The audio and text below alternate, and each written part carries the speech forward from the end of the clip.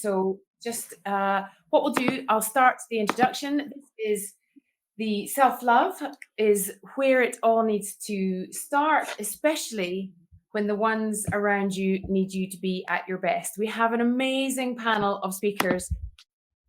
I'm so absolutely thrilled and honored to be part of it, and welcome everybody who's listening. Thank you so much for joining. It's different times of day. Heather, I know, is the furthest away from me in time zones. It's the middle of the night and it's raining here, so that's why I'm in this ridiculously warm polo neck. So I'm going to pass on to Denicia because she's next to me in my screen, and ask her to introduce herself for a couple of minutes. Sure. Thanks a lot for that. I was wondering where you were and why the turtleneck. And I'm in Florida, in the United States, where it's like in the 90s already. So yeah, you got the tanning going on already too. But hello, everyone. I am Denicia Hilton Harper, and I am a holistic well-being consultant and doctor of Oriental medicine, specializing in the whole person. I actually create playful healing spaces for women to come in and embrace, embody, and express her perfect, authentic self. During my time practicing, at that time, just really focusing on menstrual health and fertility health, what I actually saw was that there was a disconnect between her expressing and knowing more about who she really is authentically. And it was coming out in these symptoms and conditions that she didn't find comfortable or favorable. And so now what I like to present is ways that she can use play in her holistic healing journey and actually be able to enjoy becoming and being who she really is, and to be healing along in the process. So happy to be joining everybody. Amazing. Thank you so much. That sounds like a work. I'm really looking forward to hearing more about that as we go on. Kate, you're next on my screen. You're up. Awesome. Thank you so much, Katie. Hello, everyone. I am so excited to be here with you today. I'm Dr. Kate Steiner. I am a burnout recovery coach, and I help women professionals who are burdened by burnout recover through a guided reflective process that hits on 6 key areas of wellness. So I absolutely adore the topic of self-care and managing ourselves for ourselves and others around us. So I am very excited to be here with you all today. So thanks so much. Thank you, Kate. Yes, a burnout specialist. I could have done with that a couple of years ago, that's for sure. Nadia, you are next on my screen, so please, over to you. Hello, everyone. I am super excited to be here today. Nadia Francois. I am a mompreneur of What Your Superpower brand, and I also mentor and help female entrepreneurs to grow their businesses. And during all of that, I am also the mother of 4 awesome sons. Here with you guys, so I'm very happy to be here and looking forward to the talk today. Nadia, a mother of 4 boys. Well, I think it's in Italy, maybe they say it everywhere. Mothers of more than 3 boys, there's a special place in heaven for you. So I need it. Bree, you are next with your beautiful fan. Please introduce yourself. Good afternoon, everyone. Good morning, good evening, wherever you are. My name is Bree Nichelle. I am the host of the Fabulous Effery podcast. We focus on stories of reinvention and self-care for entrepreneurs. So I am extremely passionate about self-care. It became a topic for me because post-divorce, I had all the side hustles and I was burnt out, didn't know why. I am the mother of 2 teen boys. I'm supposed to say teen men, but, I can't. But they, love them dearly. And I am just here to talk the talk and see what we can do and what tips I can learn on how to better improve my self-care. Fabulous. Thank you. I totally love the name of your podcast. I wish I'd thought of that. So good. Heather, you're next, and you're lovely bright red. You're making me feel even hotter. I know, right? Sorry. Amplifying it here. My name is Heather Criswell. I am a communications expert. I have worked with over 30,000 kids, and they are the best communicators on this planet. And so they taught me along the way. I've also owned a couple of businesses and authored a couple of books. So my whole world is helping entrepreneurs, executives communicate better, all the way to the mom that is getting a divorce and needs to talk to her kids about it, or her other family members, and what do we say, how do we say it? So that's really where I'm at. And self-care was not a thing to me until I had my own son. We adopted internationally, and boy, oh boy, like self-care and a pedicure doesn't fix it. So I'm happy to be here and be in this space, because this is exactly what I need too. Great. Thank you very much. That sounds, phenomenal. Learn at different stages when we suddenly realize we need self-care. I can see you. Now I see you, now I don't, but you're up next.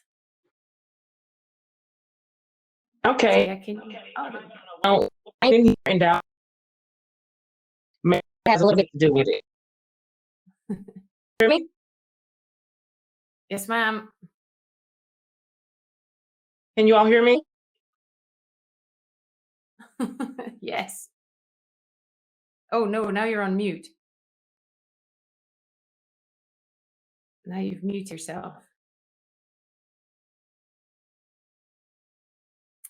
And I can't unmute you.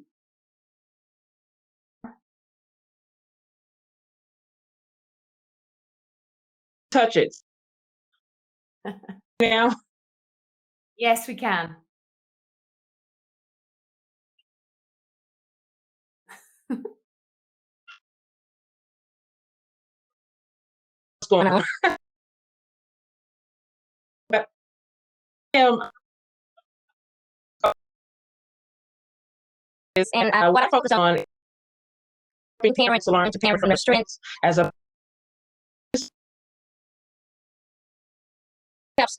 just as far as taking not be so you stay that really help take care of themselves, their families. Brilliant. Thank you. Bit of conscious parenting. I love to hear about that. Thank you, Tia. We can hear you, as Kate said in the comments, just a bit of a delay. So we'll bear that in mind. Janelle, last but very much not least. Hi, everyone. Good afternoon, or good morning, or wherever you are. I am Janelle Boyd, and I am a experience curator, which is really just a fancy way of saying that I'm an event planner.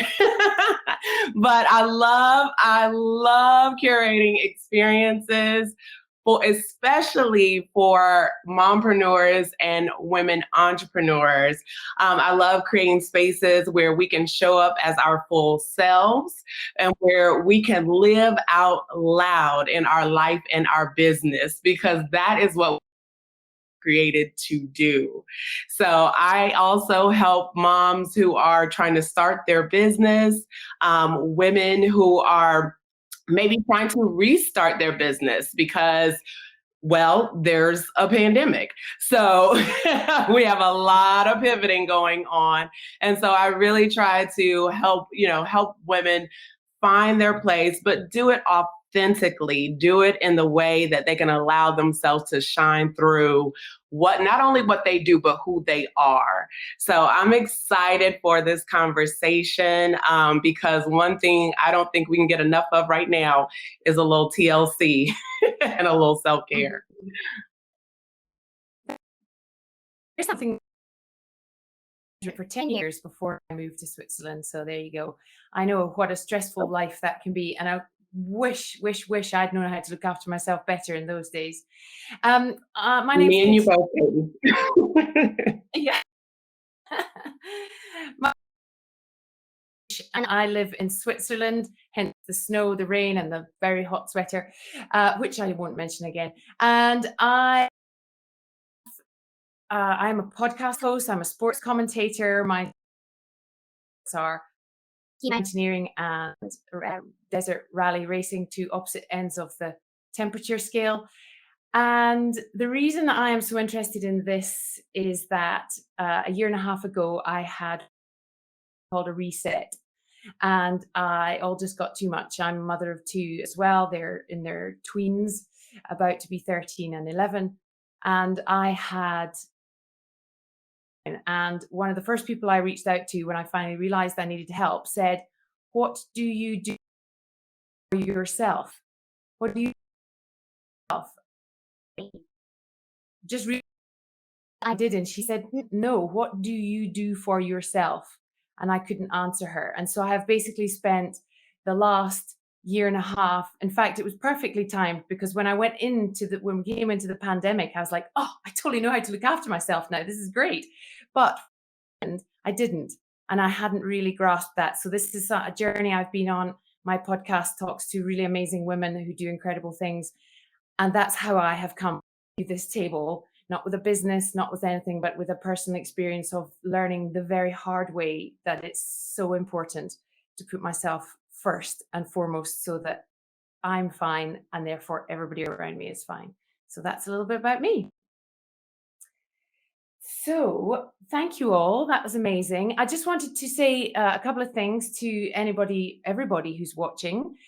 Please put either questions in the chat or in the Q&A. Probably best in the chat if you don't mind, because then I can just keep one thing open and I don't have to, juggle. Please do give us any questions. We're going to make time for questions as we go along. What we're going to do is we've sort of roughly broken it down into 3 sections. One is really discussing and you've heard all these wonderful women have got really very amazing backgrounds in how to look after yourself. But we're going to talk about what it is, the fact that there's no wrong answer for this, and there's no one set right answer.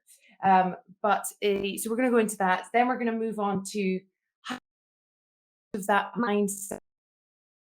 Many moms, especially, get to put myself first. I don't know how to put myself at the top of the tree, because I'm so used to making everybody else's needs, putting them all in front of me. So we're going to talk a little bit about that. And lastly, we're going to give some, as perhaps the title suggests, some hacks, some top tips on how to integrate that into your everyday life, because we're all busy people. And as we were discussing, came together this evening, want to do all the things all the time, and it's quite difficult. So we're going to talk about integrating that into. I will periodically reset that's what we're talking about. Please are so moved to do so. Please go and follow our amazing speakers and find out more about them and see what they're doing, see if they can help you further on past this amazing conversation. I love to from as well, so if you pop that in there. Tiffany, her desk will to do to make your day feel better. I love it. Well done, Tiffany. Great job. Okay, let's start with what is self-care? And I'm going to ask Denicia, and Nadia probably starts off. Let's go for Denicia first. She said this is one of into. Oh, yes. So I actually believe that the self-care actually has to come from self-awareness. Oftentimes you'll hear those, especially now, self-care is self-love and whatnot. And I think that you'd have to have an understanding of what it is that you desire. And in order to know that, you'd have to know thyself. And I think that really have some kind of understanding as to why a pedicure just doesn't cut it for them. Or it may not even have access to a pedicure, or what. It's same thing with a massage. And this picture and this image of what self-care is. And I think that's where when I've spoken with women, they struggle because they're looking at this glamorized vision of what self-care is. And so I like to present where self-care really does come from self-awareness. And as you're paying so much attention outward, you're actually not paying attention inward. And so there might even be some traumatic experiences to the body itself that actually may from the body. So that has also been something that I would see that has come up. Even simply getting a pap smear that can be really invasive to some can cause you to start to dissociate. And when I say that, I mean, like, you just don't even want to be, you don't want to be in your body. You literally don't want to be in it. However, the body has so for you. And so, like, coming in from this Eastern medicine perspective, is seeing, learning and feeling like what is coming in from the body. Like, is there pain in certain spots at certain times? Is there like a grumble? Is there a headache? Is there anything like that? Those actually give you some insight. Like, are you feeling this heaviness in certain seasons that are going on? Is that grief? Is that joy? Is it memories that's coming up that's lived in the body? And I think that if you start there in that awareness, then you're clearer. You become very clear as to, now what do I need, right? And then that helps you communicate, hey partner, hey friend, hey mom's group, hey whoever it is and whatever it is. Now you have this clarity because you were able to go there. You were able to go inward and then be able to say, this is for me. This is what I need right now. And to honor that we're all fluctuating. We're cyclical. We're actually cyclical people. Like, we live by cycles. So what may work now may not work again. And that's okay. Let it go. Let go of the whole, the Pilates helped me lose 13 pounds 20 years ago. It may not apply right now. But so it's kind of like that, being present into who you are and honoring who you are as presently as possible. And just honoring that you can change your mind. Things can change, and what you need can change based on the version of who you are throughout the greater evolution of you as a being right now. And as you can tell, you can see I'm very passionate about that. Lovely. Thank you, Denise. I agree. It's like a total it's a constant, I feel, as well. Not in on that one. Anybody. Really not fast, but yes, certainly. I feel like self-care is pretty much knowing our worth, right? If you know your value, if you love yourself, then you know that you cannot pour from an empty cup. We as women are nurturers by nature. And so I think that's why sometimes we put others ahead of ourselves, but it is something that we must become very in tune with and know that, look, in order to help someone else, we have to be whole in our own bodies, in our own minds, in our own spirits. And so knowing your value and loving yourself is the first step in that. Because, like I said, if we are pouring from an empty cup, our nurturing can become toxic as opposed to something helpful or impactful. So I think it starts within, like I said, knowing when to refuel, listen to your body, listen to your mind, because as Katie stated, we don't want to go down the path of losing it to gain it, right? We want to already know what is required for us to keep going.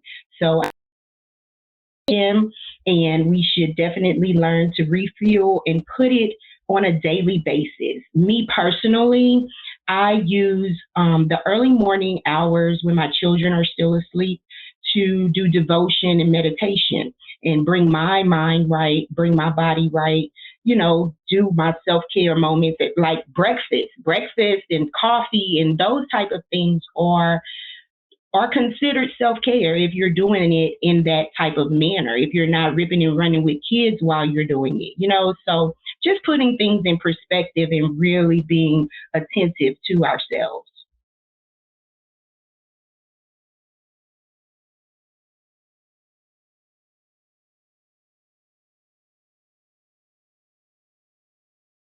Katie, we can't hear you.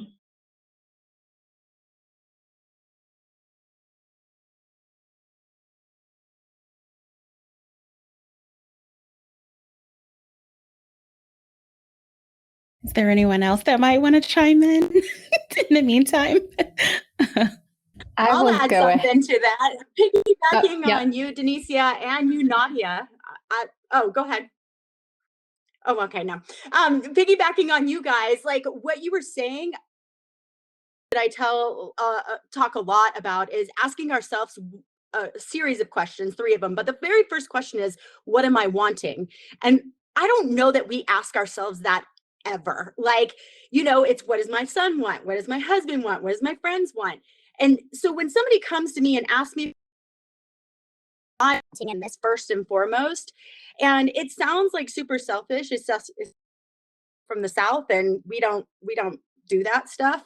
Like, but at the end of the day, if I get in tune with what I'm wanting, like you said, Denicia, like tuning into what I'm wanting, and Nadia taking the time to like have breakfast. My husband will go down and have coffee and shower, coffee, breakfast, and I'm like, I haven't even had a glass of water. Like, not even a glass of water. So not his fault, but my fault, because I'm not sure what I'm wanting in that moment. So I think that that's just a really good question to ask ourselves at any given time. What am I wanting? And it's a very forward moving question. So it's a good tool in any situation. What am I wanting here? Did we get you back, Katie? No. Anybody Looks like she's still managing that. I'll go ahead and pop in here. So I think, and we had a comment and a question about this in the chat as well. We have made self-care into almost like fashionable, right? So a trend that we're trying to get to, that we can post about, that we can hashtag about, and be a part of in that way. And we have gotten away from the fact that it is simply caring for ourselves. And we've made it so big. Brushing our teeth is self-care. Having an opportunity to have a shower is self-care. Taking a moment just to take a few deep breaths is self-care. And so when we've turned it into this kind of fashion icon, hashtagable piece, we have forgotten how simple it really is as we can integrate it into our lives. Can I piggyback off of that? It's odd for me. So my idea of self-care is a little different. So as moms, we're community makers. And so for me, self-care is for me to be able to restore myself so I can do the work. So self-care to me is more than just brushing my teeth, because that is a human right. Like some of the things that we do on a day-to-day basis that we call self-care are things we should, as moms, be like, you know what? You can figure out how to make your own peanut butter and jelly sandwich, 7-year-old. Mom gets a few minutes. So I think it's a boundary thing. So as far as self-care, we have to see it as an act of self-preservation. It's not about doing yoga. Like yoga is important and I need it to restore myself. But to say, like hashtag self-care and, I'm posing one for yoga, am I doing the work? So it's like self-care doesn't matter if you're not using self-care to restore yourself. So I am just really big on this whole self-care. Everyone's selling candles and everyone's selling crystals and everyone's selling woo-woo stuff. But is that woo-woo stuff doing the work to help you heal whatever trauma is making you feel like you got to do everything at once? Can I want to piggyback off of what Bree is saying as well, because I think I fall somewhere in the middle in terms of self-care being self-honoring. So I think it is to preserve, but it's also to restore, but it's also to honor yourself. And whatever that honoring is for you has to come from a place of, do you know who you are? And I think a lot of times we lead with what we do instead of who we are. And so every time, and I'm preaching to myself here, because every time I've been asked, hey, introduce yourself, the first thing I start to say is, well, I'm a mom, I'm an entrepreneur, I'm this, I'm that, I'm that. And I got to a point where I realized if all those things were stripped from me, do I know who I am? Because at the core, that's what lets me know that I am honoring myself in who I am. And so, to Nadia's point, when I get up in the morning, I know that who I am is someone who is a very spiritual being, and I need my meditation, I need my prayer life in order for me to walk through that day continually being who I am. And so I call it my me time, and I tell my boys, listen, mommy's got to get her me time first so that I can honor me. And so when I honor me, I'm then able to honor you. But if that doesn't happen, then we got problems. So, so I do feel like it's somewhere in the middle, but it ties back to you and what you desire, who you are, and making sure that self-care honors who you are. Oh, that is so beautiful. I love hearing everybody's perspectives. I see that Katie jumped off. So what I'll do is I'll go ahead and introduce that next topic as till she comes back in for everyone. And for those of you that are just joining us, you are here for the self-love and self-care hacks session as part of the Amplifying Her Voice Mother's Day Summit. And we appreciate you being here and joining us, definitely. As we move on into our second topic, which is how to... I don't want to interrupt, Denicia. Yeah. Can we address our question that we got earlier for this topic before we move on? Sure. Do you see it? I'll read it if you don't mind. I'll read it and then we can all kind of chime in for it. Or do we want to hold off on questions until the end? I thought she was doing them after each question. Oh, go according ahead. to the email. Okay. I just didn't want us to get past this lady's question. Miss Nishi Bonzo. Her question is, I am from Northern California. Why did self-care become such a trend, especially for a woman? Isn't that the basic need of all human beings? Did we push ourselves so much in a direction that we had to start talking about self-care and have to make it explicit, evident, and obvious? So I know we kind of touched on some of that, but to round it off for her. Thank you so much, Nadia, for reading that and for your question. I can offer my insight on that. I think that I think there's a lot of factors. One of those being social media and pretty much we're going to share everything about ourselves and in a way, it's kind of a little warped that it also became a validation.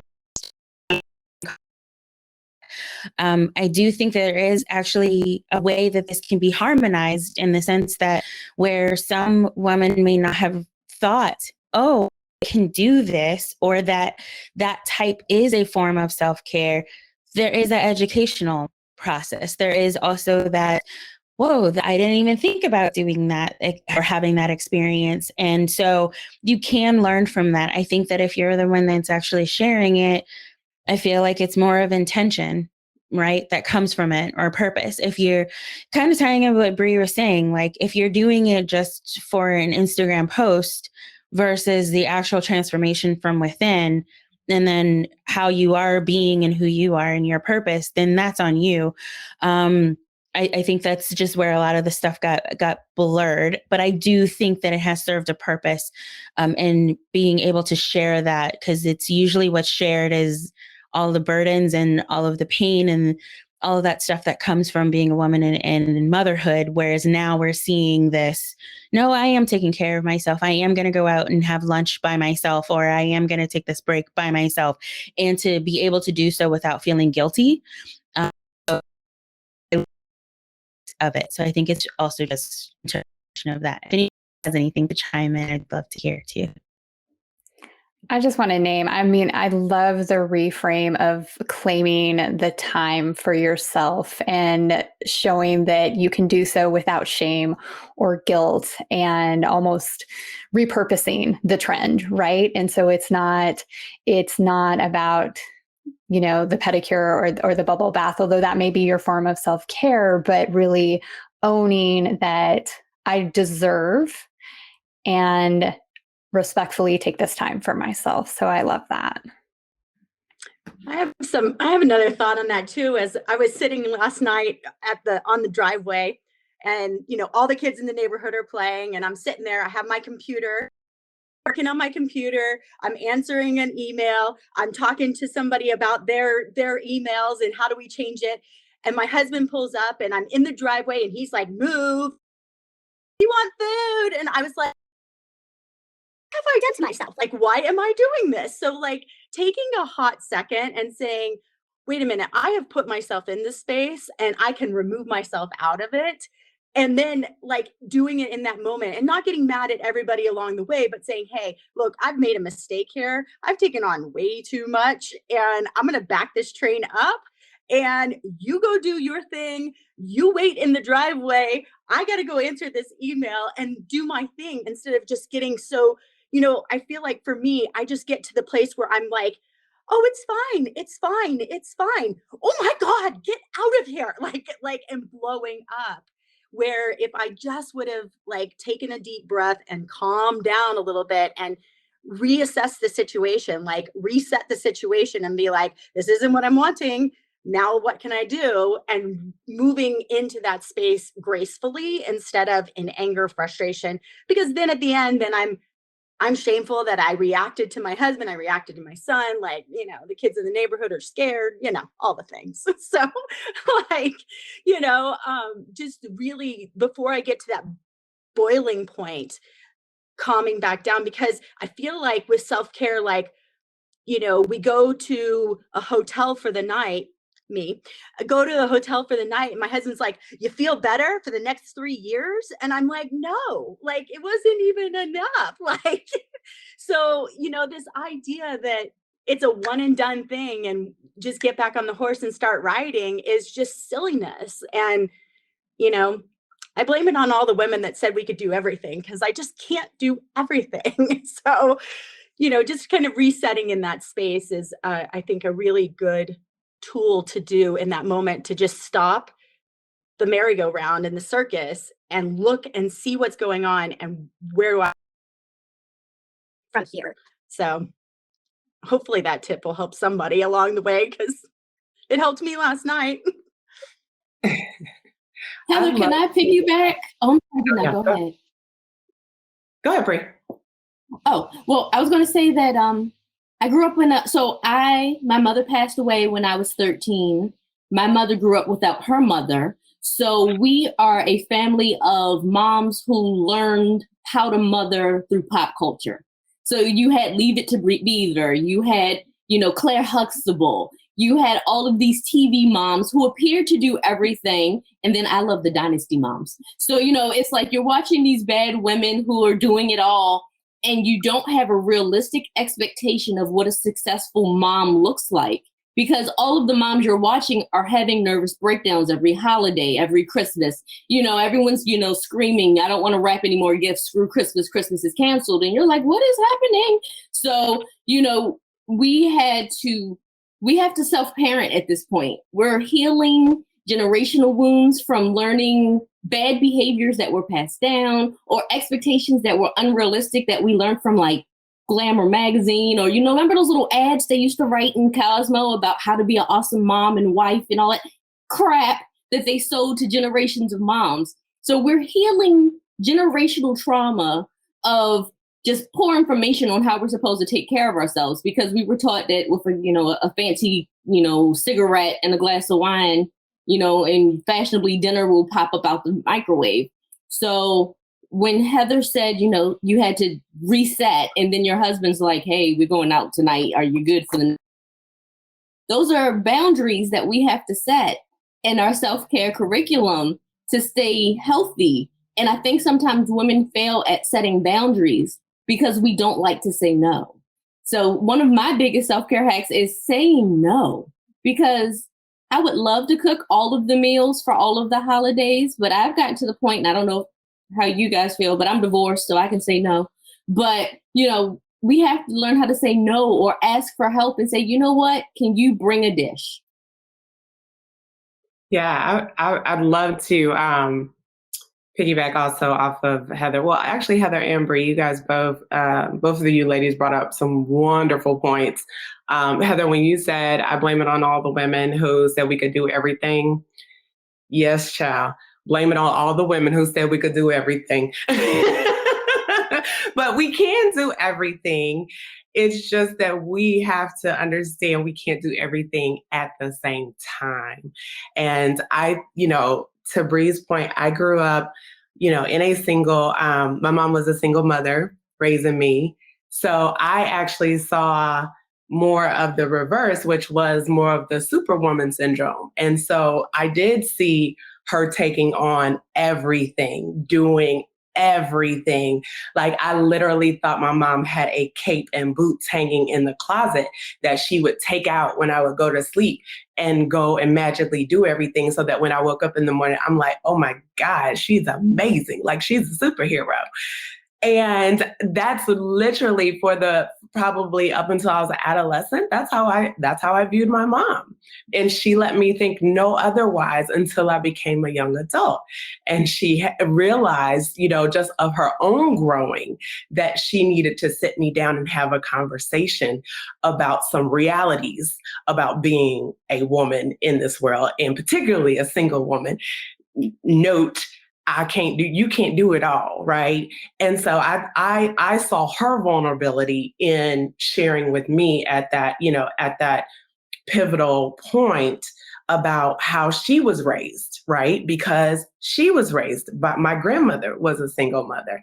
So some of these, to Bree's point, some of these generational things are how we were raised. And so we're, again, resetting the dial to say, you know what, it's time for me to redefine what this looks like.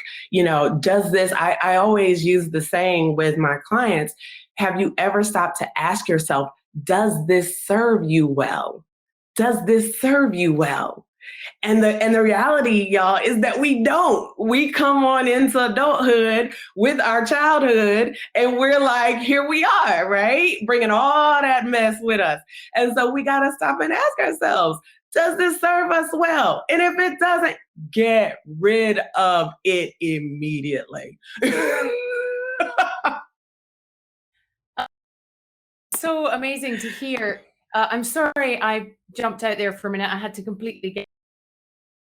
I know I missed some amazing stuff there, but I love. Do we want to move? Is I Katie back? Do we want to move into another question? Just our first session, but I think we kind of really nicely, we're kind of segueing. Katie, are you there? Can you hear me? Yeah, you can. And two things I wanted to say there. First of all, anybody got any questions before we move on? And then the second thing we actually just answered the question, and then kind of reset a little bit just before that. So you can bring in topic 2. Perfect. That's amazing, because what I was thinking, that actually kind of came on quite nicely, I thought, because blaming all the women that came before us who said we could do everything. I agree, but I also think they were just the women before that, who just kind of got away from the kitchen sink, and I'm generalizing mass. But as you say, somebody like the 80s, like, you had to be doing everything. And so I'm kind of in for our second point. How did we get to this point? And if I've already, then sorry. But how did we get here, and how do we get away from it? Give us a first touch on that.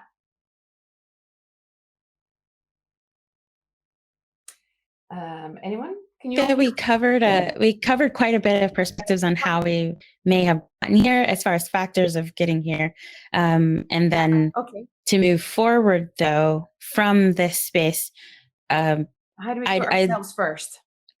yeah, to put yourself first. I mean, I think that's it. Like that's really seeing that the body is even built for its own preservation. This is why you end up having the fight or flight or the rest and digest. And due to disembodying, we went away from it. And so a lot of the chronic health conditions that you see, and a lot of the times that you even hear it, they'll say, oh, this, and this, predominantly seen in women. That is for so many chronic health conditions, right? And I think that that is the body's way of actually letting you know that you're stuck in a cycle of being in a fight or flight or freeze. That means that you're constantly stressing internally, and the body's just trying to keep up with it. You're seeing, though, as a result, are these conditions. And so I think that seeing that if any of these pop up for you actually can be a sign. It can actually let you know a state of your mental health, your emotional health.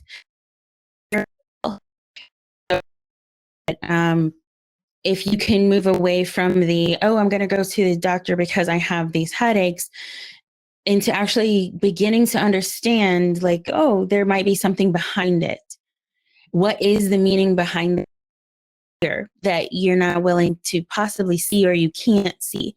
And so sometimes when you're involving those people, the others that are coming in, I call them, it's your team, your health and wellness, well-being team. I usually speak in ings because I'm trying to reiterate that this is a process. I think that some women decide that self-care is going to be a goal, and that goal implies that there's an ending. When in actuality, and it's already come up, is that this is a day-to-day process and that you are a day-to-day evolutionary being. And so as part of that, it's seeing, like, what is it that you need during this time and who are you inviting into your space? So through consciousness, you can actually see who may be there in your space unconsciously. And now you may take what Janelle said. How is it best serving you? Is it serving you in the way that you are needing right now? And if not, then blessings. And then say, it's okay. Thank you so much for serving me up until this point, and I don't need you anymore. And then moving on. And I think that as soon as you can stay grounded in yourself and learning more to who you are and what you need, everything else can support you. If you see everyone else and everything else as supporting you, that is actually how you truly be empowered. Please don't fall into the trap that other people empower you, because that actually further perpetuates the anchor being outside of you when the anchor is actually from within. And so when you see that, then you're able to walk with more confidence and strength, and knowing that this is from within and I'm choosing these people to be a part of my journey, those to not of my journey. That is in the word. M means internal.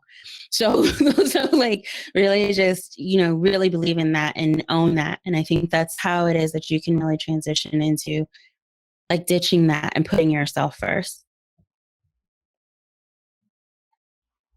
And just to chime in real quick, I think we can eliminate that thought that we have to put everyone else before ourselves by being intentional in what we do and how we go throughout our days. And also, like what Denicia said, who we choose to have in our space.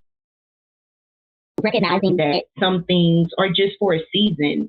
Everything is not going to go on forever. Keyword, the kids are not going to be small forever, right? I had to come to that. My children are teens now. They're 19, 18, and 14. But when they were young, I saw no end. Just to be completely transparent, I saw no end. I really thought that they were going to be little kids running around on my nerves forever.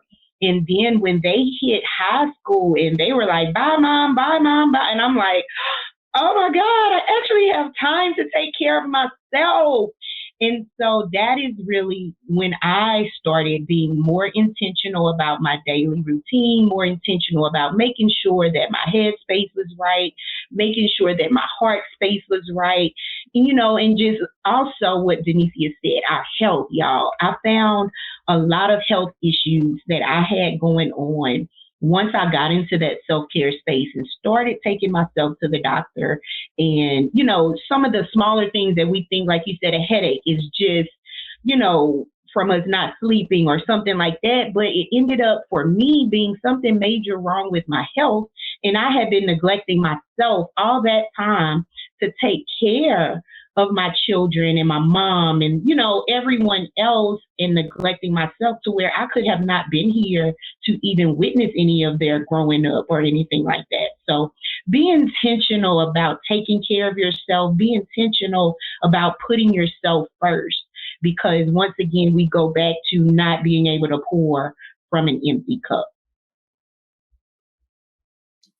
I so appreciate that. I think one of the things I wanted to add here that is so important, and Nadia, you said something that really prompted this for me, is that when I was having my own burnout experience, one of the traps that I fell into was waiting for things to change for it to get better. So once this relationship changes, this will get better. Once my work changes, this will get better. Once this life aspect changes, this will get better. And I think Katie put in the chat, like, realizing that no one else could actually fix this, that again, as Denicia said, that it is that internal process that I had to turn it in on myself and be like, oh crap, I don't want to look at this stuff because I don't like myself. But I can't continue to be what I feel is the worst version of myself. I have to do something differently so that I can get back to that playful space, that happy space, that healthier space where I really had a joyful life. And once I made those connections and realized I have to fix this, a lot of things changed in terms of how I set my boundaries, how I communicated my expectations to others, and helped them see, like, I need you to treat me this way. And I realized that I haven't been communicating that before, but now I am, and I need you to trust and honor that. Dr. Katie, I want to hop in on that, because when you said I felt this way and I don't, it was yucky feeling. No one wants to feel yucky. That's how self-care became so mainstream, and because it stopped you from having to feel yucky. I just slapped a sticker on it and my bottle said self-care. So guess what? I got self-care. So, it's like I have to kind of say, no. I am doing the work. I don't like how I feel. What do I have to do? And we have layers of self-care that we have to deal with. It's not just physical. It's also spiritual. It's also financial. Like, are you throwing money at self-care versus doing the work of self-care? Like, did I just go buy a whole new Pilates yoga outfit and the gyms are still closed, but when I'm walking through the house, I'm self-care? We have to put, how many hours a day am I going to do the work? How many hours a day can I sit with myself in a meditative state and talk to my body? Because your body will tell you what's wrong if you just sit. And we don't want to stop. I have to be, you got to be on Instagram. I have an alert now that says, hey, Bree, get off of Instagram. It's been 2 hours. 2 hours a day. That's it. That's more than enough. But then you start watching the reels and the TikToks. And before you know it, you don't have to worry about what your heart is going through, because we have so many distractions. And that's how we kind of ended up here, because we allowed ourselves to be distracted, and we have to work through the ugliness. And when you said that, it really resonated with me, because I avoided the ugliness with going to yoga every day. But when I was in yoga, I had a laundry list of things I kept not doing. And you're doing the poses and you're going through the motions, but you're not healing your spirit. So please, what you said is awesome, but we have to do the work. And that's what Janelle said. Oh, I couldn't agree more. I was telling. Yeah, can I add to that real quick? Can you guys hear me? I'm sorry. Okay, it looked like my mic had went out. I'm sorry.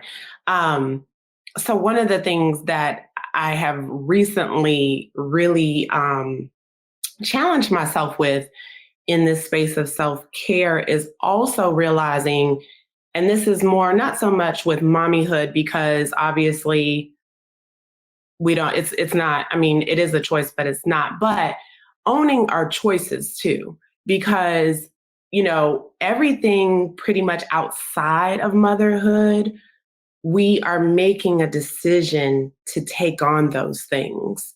So there's a part of us that has to say, okay, I made the decision to take this on, whether I'm saying yes to something I need to do, somebody asked me to do, whether I took on another project, whether I started a business. I had to come to terms and give myself a reality check, because I used to say, well, I'm doing this for my family. No, girl, you doing this for you. So you got to have a reality check with yourself and say, hey, all these things that I said yes to, are they part of my stress? Are they part of why I'm having a hard time putting in time to focus on me? And sometimes the answer, I use a checklist: a no, a yes, a not yet, a not now, and a no. And sometimes we got to put things in that not yet and not now bucket so that we can put ourselves in the yes bucket. And I realize, you know, a not yet and a not now is not a never. It's just maybe in this season, right now, it's not time for me to take those things on. It's not time for me to do that project. It's not time for me to take on that assignment. It's not time for me to do that entrepreneurial adventure. It doesn't mean I won't ever do it, but I just need to know that right now, when I have a 4-year-old and a 7-year-old and a whole husband, I can't do that right now, because that isn't going to fit on my plate along with me. And I got to be able to fit on the plate. So I think that's where we also have to take our own ownness and say, and be real with ourselves and understand what our capacity and what our bandwidth is, so that we can still be okay with, again, being us. Janelle, you said that and I was like, oh my gosh, because that's the biggest tip that I have to share with parents across the board. Like, even with my own son, like, I always say to him, I'm like, let me think about it. Let me think about it. Cause it gives me a minute, you know, and even with my friends, like, that's kind of the not now bucket. But even with my friends, when they're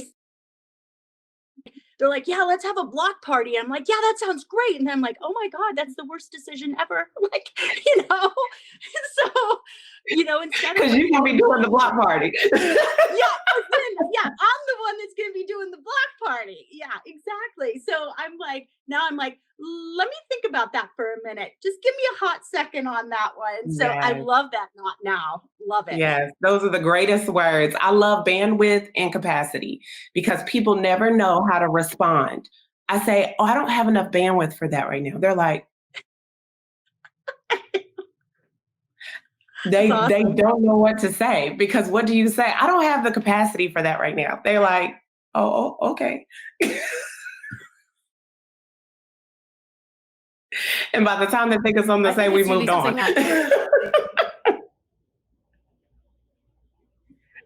Yeah, and I think we have a problem saying no. We said the same thing, Katie. We said the same thing, though, so I'll just go short. But I think we have a real issue with telling people no. You know, the not now bucket is good. You know, the maybe bucket is good. But that no bucket is the one that will change our day, right? So I just wanted to throw that in there.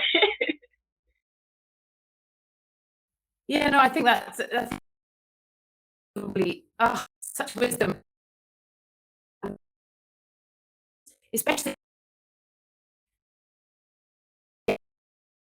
like husband. I'm quite, but in that relationship, and then suddenly you go, oh, and I don't even know you. You say they're like, hey, Who can share some wisdom within us? I can share a little teeny bit. I can share a little teeny bit about that. That was 2 years of therapy. No, I'm a recovered people pleaser. And when I say recover, I'm like, it's like AA. I'm in recovery forever. And so, I grew up in a family where I always cook. I always do these expectations. And so I had to learn how to say, no, I'm not doing that. And so when I got divorced, my ex-in-laws still expected Thanksgiving. I'm not married to y'all anymore. So, I had to say, I had to ease my way out of Thanksgiving. Like, hey, y'all, I made turkey wings. Y'all can come pick up a plate. And they're like, oh, wait, we're not having a party with, Uno and Pekino and all of those. No more parties, no more games. So saying no and watching your loved ones' faces be so disappointed because they're like, well, Ree got the lawn chairs and, the pop-up tents. What you mean she not having a party? And you have to really explain to people what no means now. Not because I don't love you any less. Or, I still love you. But no means not right now. No means I'm tired. No means I don't have. No. The answer is no. So I think the other thing is that we've been trained, and as a little, you don't say no because it's not polite. And, screw polite. What is politeness? I can be a nice person and just say, no, I don't feel like making you pineapple upside down cake today. I'm not making it. We have to be not being liked. And that's where a lot of that no issue comes from. I'd like to also add in there, like the no, while I love it, like I feel like at the same time is it a no period or is it a no because depending on the environment, that's how they learn, right? So am I saying no and now I can let them know more about, oh, this is actually implementing, and so that they learn that. And especially with children, that's where they're learning it. But then if they are just left with a no period, we all know the great stories that we can all fill in, right? And then those are the ones that tend to come up later. And then where now it's like, oh, this is an opportunity, a routine for them. I know I'm changing up a ritual for them, but now this is actually for myself as well as for them, that this is going to be a little bit different. And this is why I've now grown into this space. And so I'm going to share with you what my process is like. That to me is also how we're able to teach and learn emotional intelligence. I think a big part of it and why there is this difficulty of sharing what's really behind the emotion is because all you were told was no, no, no. But why? And my family's from the South too. You don't question me. That's disrespectful. And guess what happened? And as an adult is where I learned, wow, I didn't even learn how to process my emotions. I didn't learn how to communicate because I was just supposed to accept them telling me no, and that's it. And so in what ways, I ask myself, am I perpetuating that I don't want that aspect to be perpetuated? And then like, okay, I can actually change this. I can introduce a different way of while still at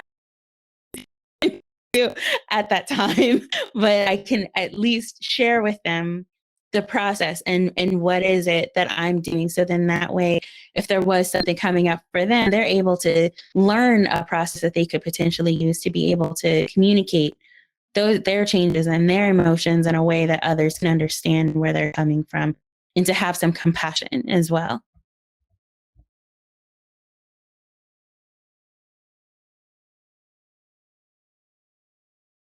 Thank you all, ladies. Yes. Oh, hooray. I've been in and out about 20 times. Thank you. Taking into the last half hour, like a free masterclass in amazing. Are there any questions on that particular subject from anybody listening? Anybody got anything further they would like to say? Anyone on the panel? Oh, Janelle's typing. I can hear her. Maybe she's sending me a secret message. And so then I think we'll move on to the final topic, which is, what do we do and how do we do it? So how do we integrate the small and manageable steps into without causing massive overwhelm? Oh, Janelle, I'm sorry you can't hear me. I can hear you. So how do we do that? Should we just sort of start across the panel? Let's start in my top left-hand corner. Give us your top tips. I mean, this is still a work in progress for me, full transparency. So I am still I'm rowing in the boat. I tell my friends, you're in my boat next to me, girl. I'm like, we need to hang on to each other. I like the idea of like what we talked about, brushing your teeth. I have a weird thing about my bed being made. And I realized in my life, when my life is kind of spiraling, I stopped making my bed, weirdly enough, right? And so it's one of those things. Go to leave my room, I think to myself, how important is this to you, right? It's important to me, so I make my bed. I'm going through some kind of detoxing right now, and I have a doctor that I'm working with because I too have gotten myself into a situation where I've pushed myself far too long. I ended up with a 9-pound tumor in my uterus and had to get it surgically removed, and a lot of other things happened along the way. So I too am in the boat of like, okay, self-care. So the space of, I had a moment today when I spoke with my health coach and doctor, and they said, you need to get rid of toxins in like your laundry soap and stuff like that, and your perfume. And I was like, oh my gosh, don't take away my perfume. Like my perfume, and I just had this moment where I was like, wow, like your Versace perfume is more important than your actual physical health in this moment, so I had to like check myself in that space of like, okay, what are you really wanting here? And that's what I always go back to, 3 questions. What am I wanting in any situation? What's the energy I'm bringing to it? Am I pissed or am I okay? Or do I need to, again, with everybody, what everybody said here with Bree and Denise and everybody said, check in with self, right? And then the third question I asked myself is, what's the inspired action? So in the moment when she said no more perfume in my soft blankets, I was like, Gain is my thing. Like that's my detergent, I like to smell good. But and blah, blah, blah. So I had to make a decision. Okay, what am I wanting? I'm wanting health. What does that look like? What's the energy I'm bringing to it? I'm kind of pissy, but I'll get over it because it's just laundry soap and perfume. And what's the inspired action? Clean out my closets of all of the stuff and move on with my life. So those are kind of the 3 mantras that I stick by for my life. Because again, this is a work in progress. And I can't remember who said it, I'm sorry, about that. It's like a progress. Like, I think it was you, Denicia, but there's not an end goal here. Like the end goal is for me to live. Like that's my end goal, like to live a beautiful life and, to make those decisions along the way. It's more important for us to check in with ourselves and ask ourselves, what are we wanting? What's the energy we're bringing to it? And what's the inspired action from that point on? And that's kind of the mantra that I go with. And yeah, it's sticky and it's gross and I don't like it. And it makes me mad that I cannot wear my Versace perfume that I've worn for years and makes me smell good. So much that when I'm at the beach, a guy walked by and he goes, oh my God, you smell so good. Yeah, I do. And let me tell you, I'm 47. I've been married for 24 years, and that was the best day of my life. So, yes, it was a moment for me to lose my perfume, but life goes on. It's a progress. I'm rowing in the boat. The paddles have broken. I get new paddles. I borrow my friends' paddles, and that's what I think is the beauty of all these women coming together, is that we're here. Oh, what a beautiful analogy. I like it. I'm sorry. I would be heartbroken to lose my favorite. Yeah. So Janelle, can somebody else now that she's up next because she can't hear me? Janelle, you are up next. Janelle, you're up next. Oh, okay, thank you. I can't hear Katie for some reason. So it's hilarious. I see all y'all laughing. I'm like, oh, I guess they said something funny. I don't know. But but I'm totally tuned in because at least I could tell from the facial expressions that it's a great conversation. So so as far as very much like Heather, I am, this is a daily, daily work in progress for me. I, was so burnt out at the end of 2019 from planning events and just, caring for my two boys, being a homemaker, being a mentor, being a coach, that I just found myself depleted and just truly out of touch with my passion and my joy. And I think a lot of times coming through motherhood and adulthood, we lose our joy. And that was something that for me was such a pivotal moment when I realized somebody asked me, what do you like to do for fun? And I could not name what that thing was. I could not name anything. I was like, I like to work. And so it was at that point that I knew something had to change in addition to just levels of stress and anxiety and things like that. And so I started down this path of rediscovering myself first and asking myself again, like I said before, who am I? But then also, I picked up this book, and you may be familiar. It's called Atomic Habits by James Clear. It's an amazing book, and it really was the impetus for me to start to change how I cared for myself, but also love myself. And I started with a process. And so that process has kind of been what has been my strategy for both life and business now. And it comes down to 4 questions. And so I'll share those questions. Number 1, how can I make it obvious? So how can you make your self-care obvious to yourself? Number 2, how can I make it attractive? So how can you make it look good? People ask me all the time, why do you get up and like at the butt crack of dawn and work out? And I'm like, because I love it. Like I actually enjoy it. But if you don't love it, don't do it. Like, why go run if you hate running? Do not run. Like, go walk or go skip or sing songs or dance. But don't run if you hate running.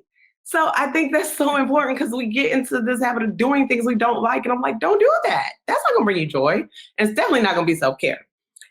Number 3, how can I make it easy? So how can you make it easy? If it's in the morning for you because you know that you can carve some extra time out in the morning, then do it. If it's at night for you because you know you can put the kids to bed and then have a couple hours to yourself, then do it. Maybe it's in the middle of the day when you're having your lunch break. And that's the easiest time for you to just get out there and walk around the park, then do it. But whatever is easiest for you. And then lastly, how can I make it satisfying? It's satisfying because I know that it is me. It is my identity. It is preserving, protecting, and loving on me. So at the end of the day, that satisfies me because I can say throughout the course of my day, you better believe I put me in there. And that's enough satisfaction for me. So I would say that's where you start. Start there, start a little bit at a time, start one step at a time, and just build from there. Build the woman that you want to be. Oh, gosh, that's very amazing. I don't know if you saw in the comments. And I can't hear, so Katie, if you're talking. Tell her to read the comments. She said got the same story as me. Read the comments. You got the same story. We're so sorry. Thank you. Right, Nadia, you Tell are my story. next. Oh, that's so awesome. I love it. We're spirit twins. And now so she did say thank you, John. And then she moves on to Nadia. Yes, so I integrate self-care daily by doing several things. I don't do the only thing that I do daily is my devotion, because that is what keeps me grounded. That is what starts the day, of course, and sets the tone for my day. And so I consider that a part of my self-care, because, you know, if you get up on the wrong side of the bed and, you know, you don't align yourself, then the whole day is gone, right? And so I consider my devotion a part of my self-care. I also do journaling. I'm an author, so writing helps me. The things that I can't always get right off and tell people, the things that I may want to share with others that may not be share worthy. You know, I journal those things. And another thing that I do for self-care is napping.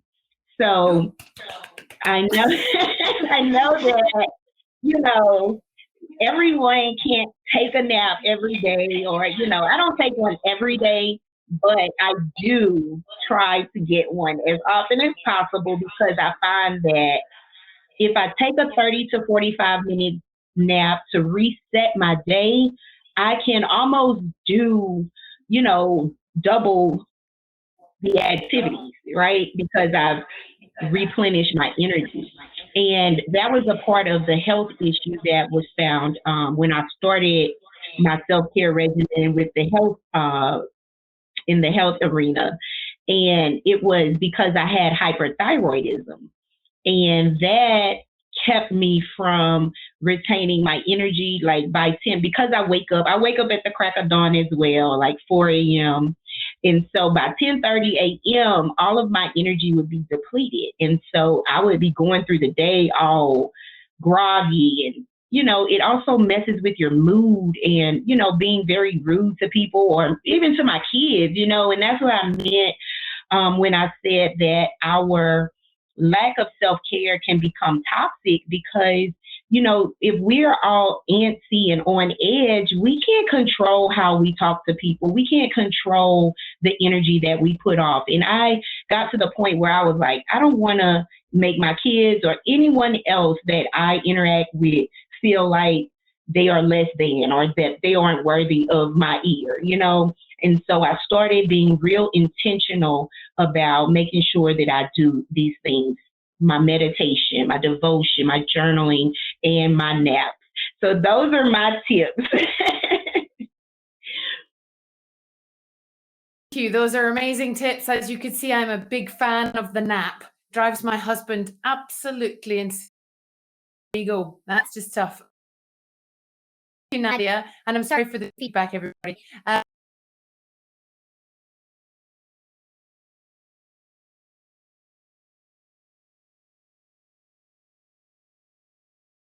Bree, are you there? I couldn't hear you. Oh, sorry. I'm doomed. It's because No I'm calling from worries. Switzerland. No, we love Switzerland.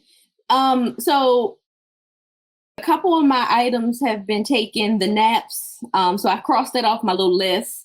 And let's see, how you start. Now, I will say that I definitely believe that how you start your day is so important, because you set your tones, you set your intentionality. The wrong start of your day will ruin everything. Now, with that being said, I am not a morning person. I'm not getting up at 5 o'clock to work out. Jonelle said working out at 5. No, we're not doing that. So when I wake up at 8:30, I start my day 8:30, 9 o'clock. My kids have to log in for school at 9:15. Gives us enough time. Don't judge us.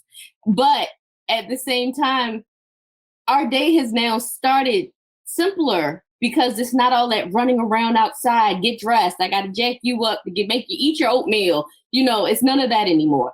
It's literally just good morning. It's time to start our day. And then we just wander through the house wherever we need to go and set our intentions. And it's good. And I'm understanding my son likes naps. In between his classes, he takes a nap. In between my meetings, I'll put a meeting in my chat for work. I'm taking a nap. Also, with the longer hours, I'm working 14-hour days. I'm a communication specialist by trade. So I'm working 14-hour days right now. So everything I get to do that's not work to me is a joy. So I advise women who are centered in their families or centered in their work is to find a community that has nothing to do with any of that. Doesn't have to, I belong to mom groups when my kids were smaller and I was taking my kids to soccer and boxing and all that stuff. And you made friends with the moms that were also being held hostage, but it wasn't a true community. So if you can find a place where you really want to be, and right now with it, I shouldn't call what it was. I didn't want to be at basketball, but I want you just to find your own community of women who are like-minded, who, there's all kinds of weird virtual communities right now for whatever things you may be into. I'm trying to think. Also, growing up, I always wanted to be a geologist. Didn't happen. But I love crystals and I love stones. And I had no idea that it could be used for healing or grounding and centering. So, I'm talking to y'all now and I've been rubbed my poor little worry stone to death. But holding, having an object that makes you feel comfortable, or, if I'm having an anxiety day, I know I have some kind of stone or oil. There she go. There you go, Denicia. Yay. Some type of thing that can make me feel comfortable when I'm feeling uncomfortable, that brings me back to center. A keyword. A friend of mine yesterday said she was marinating in the magic. I was like, okay. So, I'm sitting there yesterday and I'm like repeating it, but, trying to stop an anxiety attack, marinating magic. And, whatever phrase brings you back to zero. The other thing, and I'm just going to stop, is a midday check-in. I think that we focus on the morning and, we got a little nighttime routines, but what are you doing in the middle of the day that stops and says, not just lunch, because I barely eat that. But what can you do in the middle of the day that says, this is my time to just pray or yoga or say affirmations? I have a list of affirmations I have a paper planner. I have a list of affirmations I go through at least twice a day. And to just say to yourself, I am worthy. The universe has my back. All the money will come to me. We have a lot of moms, we work from a lack mindset, because we don't want our kids to be without. But if we remember that we are the center of the universe because those babies came from us. So if we channel and appreciate our uteruses and say that energy is life-giving energy and the universe is not going to allow any life that I've created not to have, you're going to be fine. So that's my suggestions. Fabulous. Everyone's loving the midday check. Is a great idea. I love it. We are 10 minutes from the end, and we're going to go to Kate now, if we may. Awesome. Thank you. So I love everything that is here. And so I'll add just a couple of things and frame some of the things that I've been hearing from the other panelists. So one of the things that I incorporate into my day that is incredibly important as part of my own recovery from burnout and self-care is play. So being playful, finding those joyful moments. For me, it's dancing. It is singing to my pets. They're terrible, terrible songs. I'm not getting a record deal. Nowhere near it. But it brings me a lot of joy and a lot of fun. One of the things that I have as part of my morning routine is a gratitude practice, and that does help me center within the day. But one thing that I think is really, really important that we do, especially as women, in our gratitude practice is offer gratitude for ourselves as well as for others around us. So I always have at least one gratitude that is for me and how I show up in the world and what I am doing in the world. And then I just wanted to frame some of the activities and things that my amazing panelists, fellow panelists are talking about. And I call it the comfort list. So creating a list of comfort items that immediately bring you calm, joy, comfort, that bring you back to that sense of grounding and peace in a present moment that you can implement really quickly. So these can be activities, they can be mantras, they can be people, they can be food. I'll admit that macaroni and cheese is my number one comfort list item, and I have no problem with that. Like, it comes above my partner and getting like a hug or something to that effect. So what are things that bring you immediate comfort and joy? And just keeping a mindful list of them. And then as you encounter a new one, add it to your list so that when you're having an anxious moment or you're feeling overwhelmed, or maybe as you're doing that midday check that Bree talked about, bring out a comfort item and utilize that to help you reset and recalibrate for the rest of your day.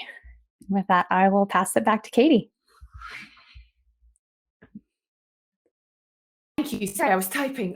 Trying to multitask. Just so someone just said, where can we see everybody else's details? That's everybody links and everything. So that should all be. Kate, I am totally making tomorrow. I love it. I have a boredom box for the children, and I should really just do that for me, to like a little things. Great. Right. We're ticking along. So Denicia, you are our final speaker to give us your top tips, please. Yay, thank you. I've loved hearing what everybody else has been saying as well. Play is definitely my jam, because that's exactly what I do in the playful healing spaces. So that's got to be there. And I'll actually expand on that, in that when I do incorporate play, there's another meaning to it, that it's an acronym standing for the potential in learning about yourself. So when you are actually in those activities, when you think about whenever you're playing those games or whatever, whenever you're singing, like whatever it is, you're actually really in a process of learning more about yourself, and that authentic self is going to keep coming out more and more. And also it just raises your vibration. So whatever it is that you're actually wanting to bring more in of spaces and that feeling, right? I'll also add on that we are, if you think about Mother Earth, right? And I'll let you know that in Eastern medicine, the feminine is also tied to the earth element. And Katie brought it up, I go outside. And that's the thing, is that actually when you're feeling very, very frazzled, that's the time that's when you're inviting nature in. Bree's actually calling in nature simply by touching a crystal, because they're actually formed in the earth. So like, imagine what will happen if you actually just go out barefoot in some mud and on the beach, in a park, hug a tree, stare at a bird or something like that. Something that like literally your mother is Mother Earth that can also nurture you. And so to really call that in, I think can be very centering and grounding, right? And helping to really harmonize our energies. Another thing, a lot of little points that y'all said is what I call like designing your perfect day. And one of the things in the beginning is definitely gratitude, like making those gratitude statements, or just saying thank you for whatever, right? But also, because you want to give, I actually tap into that natural nature of giving. Here's the twist though, is it comes in the form of I bless. And then that's it. I bless whomever. And I bless whatever. So it could literally be my desk, because this desk is offering something to me, and I'm blessing it and blessing the hell out of it for keeping up with this stuff that goes on a day to day, right? Like, and I think that helps, because you're wanting to nurture. And from saying like I bless and then blank, just trust that you're still nurturing and you're offering something, and release it and allow it whatever it is, right? Like, so I think that's really huge because it does complete the cycle of giving and receiving. Another thing that I add in my fourth thing in the morning is I receive. So I'm actually saying specifically that comes from that awareness and then therefore that clarity. And then now you're asking and you're actually stating, I receive joy today, or I receive laughter, right? Like those things you can actually, and it can be the tangibles. I received $250, like how it comes in. Like you can really go into that. And I think that's how it is that we harmonize. Things are cyclical, but this is how you can at least be in alignment with the harmony of giving and receiving. You're allowing the full thing to come through. And I think that those are my hugest things. And another one is that discomfort that we talked about throughout the day. When I feel discomfort or uncomfortable or some type of emotion, we can tend to react. But imagine what would happen if you actually sit with it and then start to ask yourself, where is this coming from? Then you can actually, it's a form of self-care for me, because then I can actually see if it's even my energy. We're intuitive beings, and you could very well be picking up on your husband's, you could be picking up on your child's energy, and it could be yours, it could be some other family member's energy. And so to sit with the emotion and allowing it, I think that's where it is that we are truly perfect. And I do say that I am perfect. It's on my cup. I do claim that the root meaning of perfect is whole and complete. And so if you actually believe that you will accept any emotions that come up, it's not always just about the joy. There's gifts in the sadness as well. So like it's really taking in the wholeness and the totality of all of us and who we are as beings and who we're here for ourselves, for our authentic self to show up, but then also that one is whole and how it is that we're going to be serving in others. That's it for me. Yeah. There was a with the, that was amazing. I do love and gratitude. So, ladies, that was just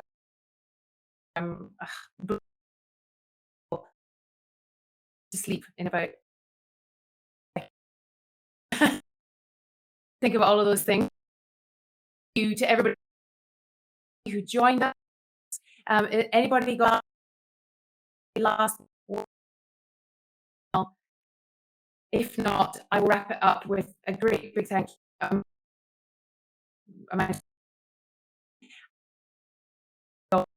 That was really for me. You all have an amazing day.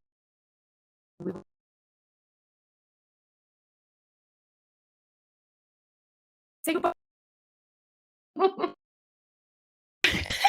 everyone. Thank you so much. Goodbye. Thank you. Thank you. Thanks, ladies. Have a Great good job, night. ladies.